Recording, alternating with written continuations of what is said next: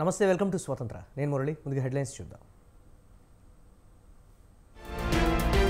వైసీపీని పాతాళానికి తొక్కేద్దాం, కూటమి ప్రభుత్వాన్ని తెచ్చుకుందామన్న పవన్.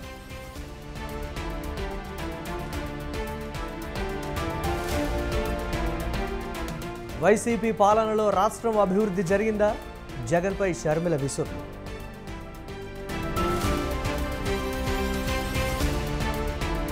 బీజేపీ ప్రభుత్వం దేశ ప్రజలను మోసం చేస్తోంది, మోసపూరిత హామీలు ఇస్తున్నారన్న భట్టి.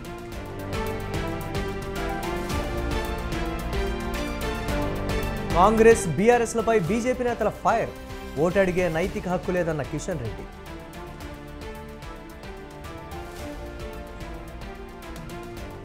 అమరవీరుల స్తూపం వద్దకు రాజీనామా పత్రంతో వస్తా, సీఎం రేవంత్ రెడ్డికి హరీష్ రావు కౌంటర్.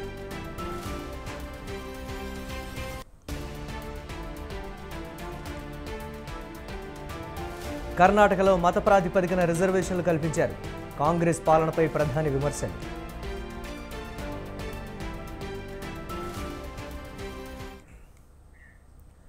ప్రతిష్టాత్మక ఖమ్మం లోక్సభ నియోజకవర్గంలో పోరుకు రంగం సిద్ధమైంది. కాంగ్రెస్ అభ్యర్థిగా అధిష్టానం రామసహాయం రఘురామిరెడ్డిని ఖరారు చేసింది. ఉత్కంఠ కలిగించిన ఖమ్మం ఎంపీ కాంగ్రెస్ అభ్యర్థి ఎంపిక వ్యవహారం నామినేషన్ల దాఖలు గడువుకు ఒక్కరోజు ముందు కొలిక్కొచ్చింది. పలువురు ఆశావహులు టికెట్ కోసం పోటీపడినా చివరకు రఘురామిరెడ్డి వైపే అధిష్టానం మొగ్గు చూపింది. తొలి నుంచి కాంగ్రెస్ కుటుంబం కావడం రఘురామిరెడ్డికి కలిసి వచ్చింది. ఖమ్మంలో త్రిముఖ పోటీ తప్పదు. బీఆర్ఎస్ నుంచి నామనాగేశ్వరరావు, బీజేపీ నుంచి తాండ్ర వినోద్రావు ఇప్పటికే జోరుగా ప్రచారం సాగిస్తున్నారు.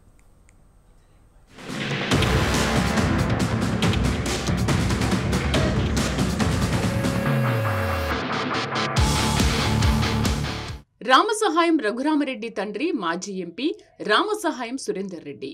రఘురామరెడ్డి ప్రస్తుతం రాష్ట్ర రెవెన్యూ గృహ నిర్మాణ శాఖ మంత్రి పొంగులేటి శ్రీనివాస్ రెడ్డికి స్వయాన వియ్యంకుడు. ఖమ్మం కాంగ్రెస్ టికెట్ తన సోదరుడు ప్రసాద్ రెడ్డికి కానీ వియ్యంకుడు రఘురామరెడ్డికి ఇవ్వాలని మొదటి నుంచి పొంగులేటి పట్టుబడుతూ వచ్చారు.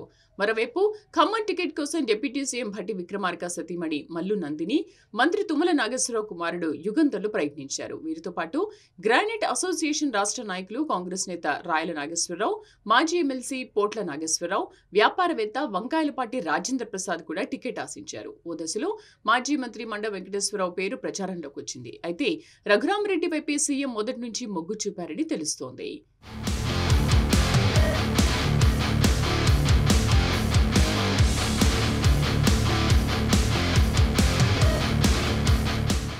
రఘురామరెడ్డిది మొదటి నుంచి కాంగ్రెస్ కుటుంబం కావడం, ఆర్థికంగా స్థితిమంతుడు కావడంతో ఆయన పేరును అధిష్టానం ఎంపిక చేసింది.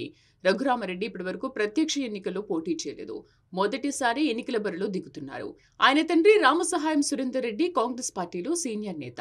ఆయన వరంగల్ జిల్లా డోర్నకల్ నుంచి 4 సార్లు ఎమ్మెల్యేగా, వరంగల్ ఎంపీగా 4 సార్లు పనిచేశారు. రఘురామరెడ్డి వ్యాపారంలో రాణిస్తూనే తండ్రి స్ఫూర్తితో రాజకీయాల్లో రాణించాలని చాలాసార్లు టికెట్ కోసం ప్రయత్నించారు. వీరి కుటుంబానికి ఇందిరాగాంధీ, రాజీవ్ గాంధీ, పివి నరసింహారావు కుటుంబాలతో సాన్నిహిత్యం ఉంది. రఘురామరెడ్డి గతంలో పలుసార్లు డోర్నకల్తో పాటు వరంగల్ లోక్సభ ఎన్నికల్లో కాంగ్రెస్ పార్టీ ఇన్ఛార్జిగా పనిచేశారు. ఉమ్మడి ఏపీలోని కిరణ్ కుమార్ రెడ్డి సీఎంగా ఉన్నప్పుడు రాజ్యసభకు, ఎమ్మెల్సీ పదవికి ఆయన పేరు పరిశీలనలోకి వచ్చినా అవకాశం దక్కలేదు. గతంలో పాలకుర్తి, పాలేరు నుంచి అసెంబ్లీ టికెట్ ఆశించినా టికెట్ దక్కలేదు.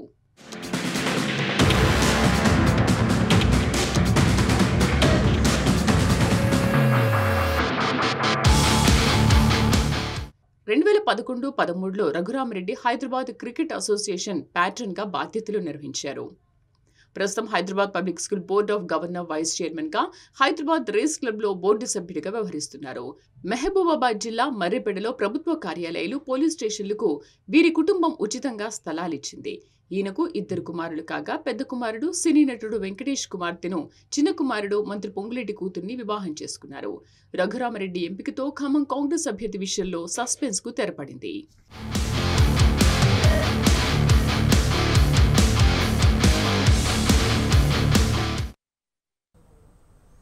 ఎన్నికల ప్రచారంలో భాగంగా ముఖ్యమంత్రి రేవంత్ రెడ్డి మాట్లాడుతున్నారు. లైవ్ ద్వారా చూద్దాం.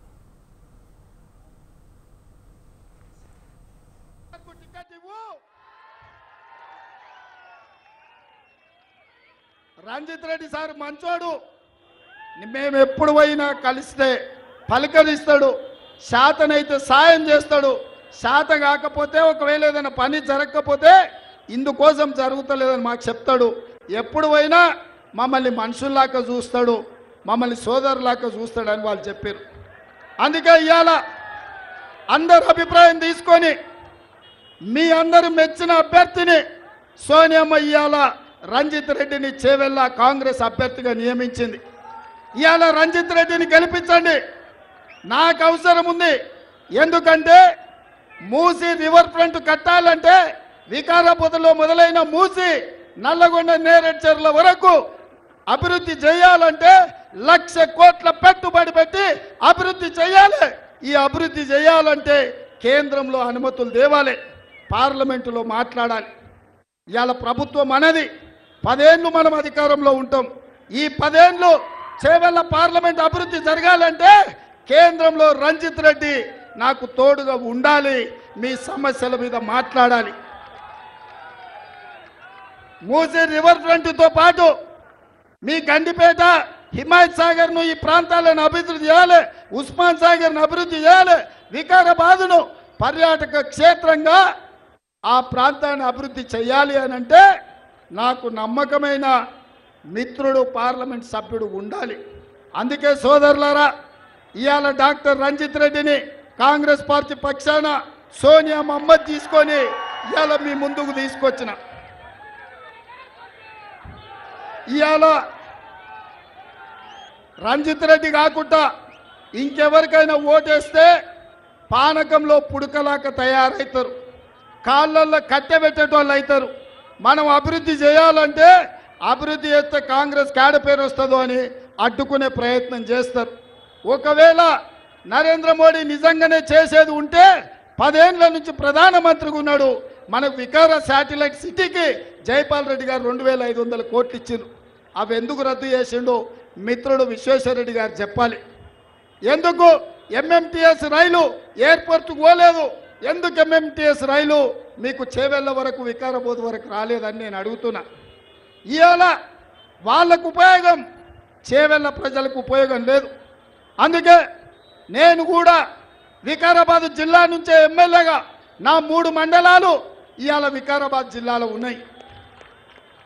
రాష్ట్ర ముఖ్యమంత్రిగా మీ జిల్లా నుంచి నేను ఉన్నప్పుడు తాండూరు, పరిగి, వికారాబాద్, చేవెళ్ళ, అదేవిధంగా మనకున్న మహేశ్వరం, రాజేంద్ర నగర్, అదేవిధంగా శేర్లింగపల్లిలో అభివృద్ధి జరగాలి అని అంటే మన పార్లమెంట్ సభ్యుడు ఉండాలి. మన పార్లమెంట్ సభ్యుడిని గెలిపించండి మిత్రులారా. మీరు అనుకున్న అభివృద్ధి చేసే బాధ్యత నాది. ఎందుకంటే ఇవాళ నాకు పార్లమెంట్ సభ్యుడు నా చేతిలో ఉంటే, నాకు అండగా ఉంటే ఢిల్లీలో అన్ని అనుమతులు ఏడాది తిరిగే కల్లా సాధిస్తా. 1,00,000 కోట్లతోటి మూసీ రివర్ ఫ్రంట్ అభివృద్ధి చేసి మీ భూముల ధరలు, మీ మొత్తం కాలుష్యాన్ని మొత్తం కడిగే బాధ్యత నాది. నగరాన్ని విస్తరించే బాధ్యత నాది. ఇవాళ మీ ప్రాంతాన్ని అభివృద్ధి చేసే బాధ్యత నాది. అందుకే సోదరులారా, రాజేంద్ర నగర్లో ఇవాళ ఈ ఏర్పాటు చేసిన సమావేశం నాకు సంపూర్ణమైన విశ్వాసం కలిగించింది.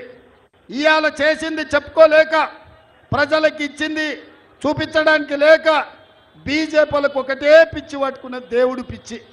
నేను ఒక్క మాట చెప్పదలుచుకుని ఇక్కడ ఉన్నోళ్లకు, అయ్యా దేవుడు గుడిలో ఉండాలి, భక్తి గుండెల్లో ఉండాలి.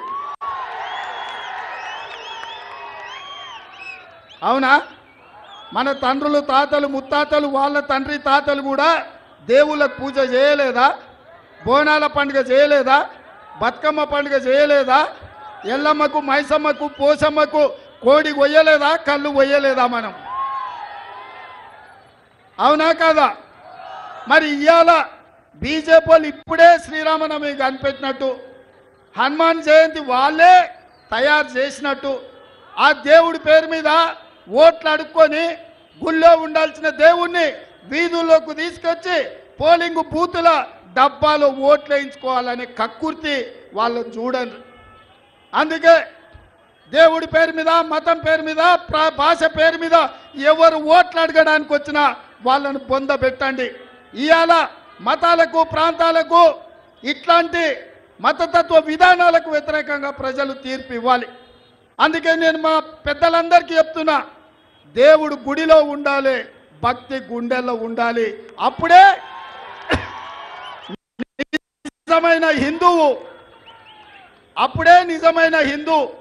అంతే తప్ప దేవుణ్ణి అడ్డం పెట్టుకొని ఓట్లు తెచ్చుకోవాలని చూస్తున్నారు. నేను అడుగుతున్న విశ్వేశ్వరరెడ్డి గారిని, ఇవాళ ఎస్సీ ఎస్టీ బీసీ మైనారిటీ రిజర్వేషన్లు నరేంద్ర మోడీ అమిత్ షా రద్దు చేస్తామంటారు. విశ్వేశ్వరరెడ్డి గారు మీ విధానం ఏంటో చెప్పండి. మీకు రాజ్యాంగం తెలుసు, మీరు చదువుకున్న వాళ్ళు. మీ ఫాదర్ జస్టిస్గా, హైకోర్టు జస్టిస్గా ఒక పెద్ద న్యాయ కోవిదుడిగా పనిచేసాడు. డాక్టర్ బాబాసాహెబ్ అంబేద్కర్ ఇచ్చిన రిజర్వేషన్ని ఇవాళ నరేంద్ర మోడీ అమిత్ షా రద్దు చేస్తామంటారు. ఇది దేశానికి మేలు చేస్తుందా? మా దళితుల హక్కులను కాలరాస్తామని, మా గిరిజనులకు అన్యాయం చేస్తామని, మా ఓబీసీలను నిండా ముంచుతామని, మా మైనారిటీలకు కాంగ్రెస్ పార్టీ ఇచ్చిన 4% రిజర్వేషన్ని రద్దు చేస్తా అని నీ పార్టీ అంటుంది. నీ విధానం ఏందని నేను విశ్వేశ్వరరెడ్డి గారిని అడుగుతున్నా. ఎన్నికల కోసం, ఓట్ల కోసం దుర్మార్గుల పక్కన చేరకు విశ్వేశ్వరరెడ్డి గారు. మీ కుటుంబానికి గొప్ప చరిత్ర ఉంది. ఆ చరిత్రను కలుషితం చేయకు. మూసి ఎట్లయితే కలుషితం అయిందో మీ కుటుంబ చరిత్రను కూడా ఇవాళ కలుషితం చేయొద్దు అని చెప్పి విశ్వేశ్వరరెడ్డి గారికి విజ్ఞప్తి చేస్తున్నా. అందుకే మిత్రులారా, మళ్ళీ వస్తా, శేర్లింగంపల్లి వస్తా, మహేశ్వరం వస్తా, చేవెళ్ళ వస్తా, తాండూరు వస్తా, వికారాబాద్ వస్తా, పర్గికి వస్తా, రాష్ట్రం నలుమూలలో తిరుగుతా. రంజిత్ రెడ్డిని 1,00,000 మెజార్టీతో గెలిపించండి. మీరందరు సిద్ధమేనా? సిద్ధమేనా? సిద్ధమేనా? 1,00,000 మెజార్టీ సిద్ధమేనా? అక్కడున్న మా అక్కలు సిద్ధమేనా? भाई 1,00,000 मेजॉरिटी देना रंजित रेड्डी को। आप तैयार है? तैयार है? जय कांग्रेस, जय जय कांग्रेस। हस्तम गुर्त के, हस्तम गुर्त के। కాంగ్రెస్ నాయకుడు రాహుల్ గాంధీ మళ్ళీ మరోసారి అమేథీ నుంచి పోటీ చేస్తారా? రాహుల్ పోటీ చేసి తీరాలని కాంగ్రెస్ వ్యూహకర్తలు కోరుతున్నారు. రాజ్యసభకు ఎన్నికైన కారణంగా సోనియా గాంధీ రాయ్బరేలీ నుంచి పోటీ చేసే అవకాశం లేదు. రాహుల్ అమేథీ నుంచి పోటీ చేస్తే కాంగ్రెస్, సమాజ్వాదీ పార్టీ కూటమి అభ్యర్థులకు కొత్త స్ఫూర్తి లభిస్తుందని, కాంగ్రెస్ నేతలు, కార్యకర్తలకు రెట్టింపు ఉత్సాహంతో దూసుకు వెళ్లగలరని కాంగ్రెస్ వ్యూహకర్తలు ధీమా వ్యక్తం చేస్తున్నారు.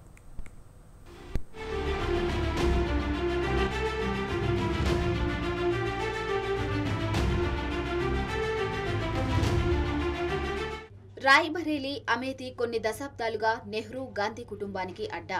ఒకప్పుడు ఇందిరాగాంధీ, సంజయ్ గాంధీ, రాజీవ్ గాంధీ తర్వాత తరంలో సోనియా గాంధీ, రాహుల్ ఈ స్థానాల నుంచి పోటీ చేస్తూ వచ్చారు. రాహుల్ గాంధీ 2004 నుంచి అమేథీలోకి లోక్సభలో ప్రాతినిధ్యం వహిస్తూ వచ్చారు. 2019లో బీజేపీకి చెందిన స్మృతి ఇరానీ చేతిలో ఓడిపోయారు. రాహుల్ కేరళ, వైనాడ్ నుంచి ఎంపీగా ఉన్నారు. ఈ ఎన్నికల్లోనూ వైనాడ్లో రాహుల్ పోటీ చేశారు. ఈ నేపథ్యంలో రాయ్బరేలీ, అమేథీ నుంచి కాంగ్రెస్ తరపున ఎవరు పోటీ చేస్తారన్నది సస్పెన్స్. ప్రియాంక గాంధీ వద్రా, ఆమె భర్త రావత్ వద్రా పోటీ చేస్తారనే పుకార్లు ప్రచారంలో ఉన్న యూపీలోని అమేథీ నుంచి కూడా రాహుల్ గాంధీ పోటీ చేయాలని కాంగ్రెస్ కార్యకర్తలు, వ్యూహకర్తలు కోరుతున్నారు.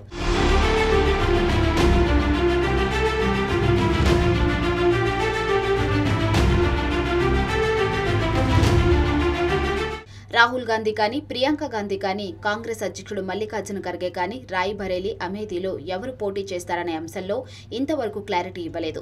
గత ఎన్నికల్లో కాంగ్రెస్, ఎస్పీ, బీజేపీ విడివిడిగా పోటీ చేశాయి. ప్రస్తుతం లోక్సభ ఎన్నికల్లో ఇండియా కూటమిలో భాగంగా కాంగ్రెస్, ఎస్పీ సీట్లు పంచుకొని ఐక్యంగా బీజేపీని ఎదుర్కొంటున్నాయి.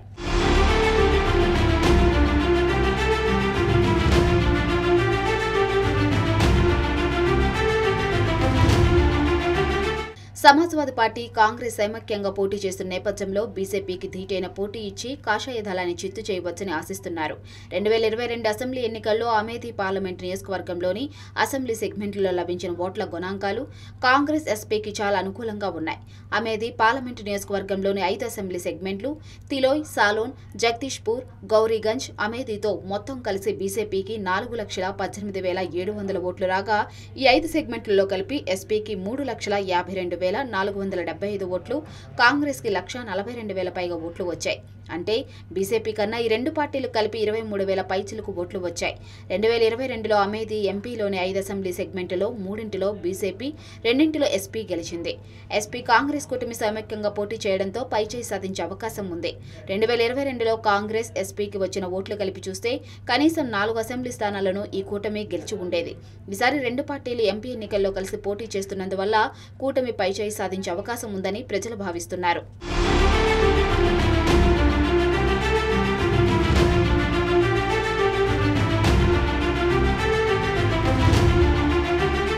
అమేథీ నుంచి రాహుల్ గాంధీ పోటీ చేయాలని నిర్ణయించుకుంటే ఇంకా టైం ఉంది. అమేథీ నియోజకవర్గానికి మే 20న 5వ విడతలో పోలింగ్ జరుగుతుంది. April 26న notification విడుదలవుతుంది. మే 3 వరకు నామినేషన్ దాఖలకు గడువు ఉంది. కేరళలోని వైనాడ్లో రాహుల్ గాంధీ ఇప్పటివరకే పోటీ చేస్తున్నారు. ఏప్రిల్ 26న ఎన్నికలు జరుగుతాయి. అందువల్ల ఎలాంటి అడ్డంకులు లేవు. వైనాడ్లో రాహుల్ గాంధీ సిపిఐ అభ్యర్థి అన్ని రాజాతోనూ, బీజేపీ కేరళ రాష్ట్ర శాఖ చీఫ్ సురేంద్రన్ వంటి బలమైన ప్రత్యర్థులతో పోటీ పడుతున్నారు. రాహుల్ విజయ అవకాశాలు మెండుగా ఉన్నా వైనాడ్లో రాహుల్ వెలుపలి వ్యక్తి అనే ప్రచారం ఉంది. అందువల్ల అమేథీలో పోటీ చేయడం రాహుల్కి ఎంతైనా అడ్వాంటేజ్గా ఉంటుందనే విశ్లేషకులు భావిస్తున్నారు.